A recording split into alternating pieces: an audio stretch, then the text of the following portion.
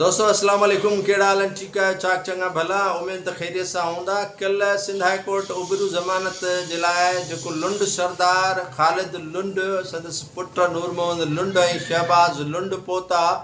ऐं उन्हनि सां जेका वकीलनि कई उहा त पंहिंजी जॻह ते तारीख़ लिखी वई आहे पर उनजे वाठनि खे बि जेको आहे सो न छॾे वियो ऐं हुननि सम्झो त हीअ घोटकी आहे ख़ालिदाबाद आहे मीरपुर माथेलो आहे ऐं असां जेको चाहींदासीं जेके मनमानियूं कंदासीं उहे असांजे हिते पूरियूं थी वेंदियूं सो मिठा ही कराची आहे तव्हांजे लुंड सरदारनि जो हल्को न आहे त तव्हां उते मनमानियूं कयो हीउ लुंड सरदारनि जो हल्को न आहे त तव्हां जेको आहे सो उते कंहिंखे वठी शहीद नसरुल्ला गॾाणी वांगुरु बेगुनाह माण्हुनि खे क़त्लु करायो जेको तव्हांजे ख़िलाफ़ु आवाज़ु उथारे यकीनन इहो लुंड सरदार जे लाइ बाइस शर्मिंदगी ज़रूरु हूंदो त हू इन वाक़िअनि में कीअं पंहिंजनि वाठनि खे जेको आहे सो बचे थो ऐं कीअं उनजा पुट ऐं ओसराइकीअ में हिननि खे वाठनि चयो वेंदो साईं क्या थीसीं हिकिड़ा नसरुल्ला गॾाणी है एॾा खून करे सूं त क्या थीसीं एॾा कहिड़ा मुड़ुसु माण्हू है पर उन्हनि ख़बर पई त न हाणे उन्हनि खे ज़रूरु हिकिड़ो भूंडो ॾेई करे चयो हूंदा आहियूं त तुसां आखिया आहिनि त को मरवाओ जॾहिं असां हुन क़त्लु करवाया आहे त असां हुन सुकून नाल कोन बि वेठी सघंदे आहियूं असां नाल वॾा ज़ुल्म थी गया आहे कल्ह जेका नौजवान वकीलनि हुन सां तादी कई न उहा तारीख़ जे लिखण जहिड़ी आहे ऐं इहा यकीनन हिननि खे दर्दु हूंदो इहे कर्ब में हूंदा ऐं हिन राति निंड न कई आहे हिननि मूं जेके मुंहिंजा सोर्सिस आहिनि दोस्त आहिनि उन्हनि ॿुधायो उहे लुंड आहिनि उन्हनि ॿुधायो त सरदार ऐं संदसि पुट सुता न आहिनि त इहे सां छा थी वियो टोपियूं तक जेको आहे सो हुनजे वाठनि जूं लाथियूं वियूं हुननि सम्झो त हीअ ख़ालिदाबाद या मीरपुर माथेलो घोटकी आहे उते असांजी जे डामिनेंसी आहे उते वॾेर पा सरदार पा उते असां छा बि करे सघूं था असांखां केरु पुछण वारो न आहे पर हिते कराची आहे हिननि खां हर को पुछी सघे थो हर को तव्हां उते यकीननि जेको हाणे 15 ॾींहंनि खां पोइ मक़ामी अदालत ते इंसादी दहशतगर्दी जेका अदालत आहे उन में पेश थींदव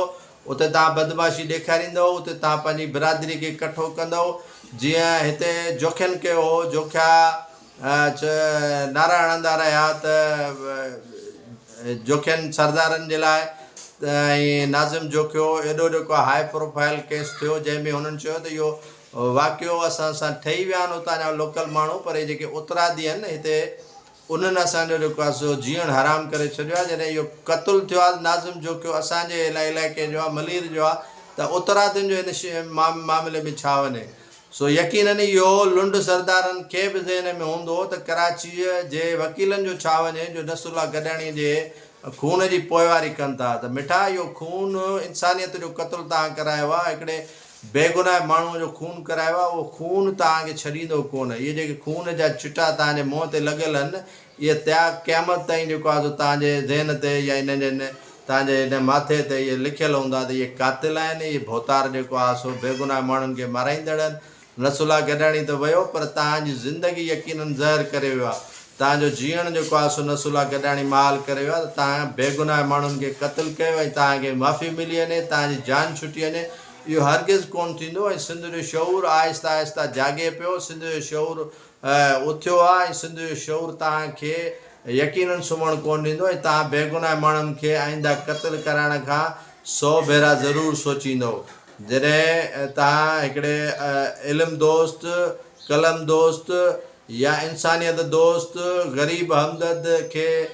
मारण जी सोचींदव त तव्हां 100 भेरो ज़रूरु सोचींदव तव्हां वाठनि जे चवण ते गोली न हलाईंदव तव्हां हींअर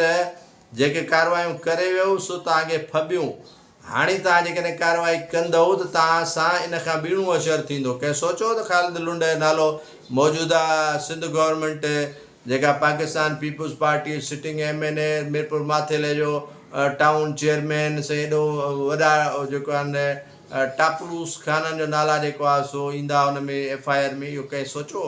कंहिं बि न सोचो पर हीउ जेको कानून जो रुख आहे न उहो भोतारनि ऐं सरदारनि खां मुड़ियल आहे हीउ जेको कानून हींअर वञे पियो जेको तयन कानून करे पियो उहो यकीननि हिननि जे लाइ बाइस शर्मिंदगी आहे ऐं बाइस निदामत आहे त हू कंहिं बि बेगुनाह जे खून करण खां पहिरियां 1000 गुना सोचींदा ऐं 1000 गुना सोचण खां पोइ कल्ह जेका उन्हनि सां सिंध हाई कोर्ट कराची में तादी थी आहे न, उन तादीअ खे हू ज़रूरु पंहिंजे हिन में ज़हन में विहारींदा ऐं हीउ बदिलो वठंदा। यकीननि हीउ जॾहिं मीरपुर माथेलो में कोर्टुनि में इहो केस जेको आहे ज़मानत लाइ कंफर्म ज़मानत कराइण लाइ वेंदा त उते यकीननि ई उन जो जेको आहे सो इंतकाम वठंदा उतां जे माण्हुनि खां। पर यकीन ॼाणो त इहो इंतकाम हिननि जो मुस्तक़िल तौर ते देरि पा कॾहिं न हलंदो ऐं हिननि खे मुंहं जी खाइणी पवंदी। जेतिरी ही कंदा ओतिरी हिननि खे जेको आहे सो आवाम मोट ॾींदी,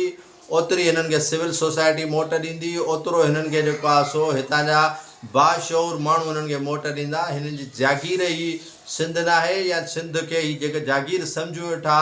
उहा जागीर हाणे हिननि जी सिंध न आहे रही। ऐं इनशा अल्लाह ताला सिंध जो माण्हू ईअं ई पंहिंजे शऊर खे उजागर कंदो रहंदो ऐं इन्हनि खे अहिड़नि वाक़िअनि करण खां पोइ अहिड़ी तादीअ जो ही हक़दार आहिनि, इन्हनि सां तादियूं अहिड़ियूं थींदियूं रहंदियूं।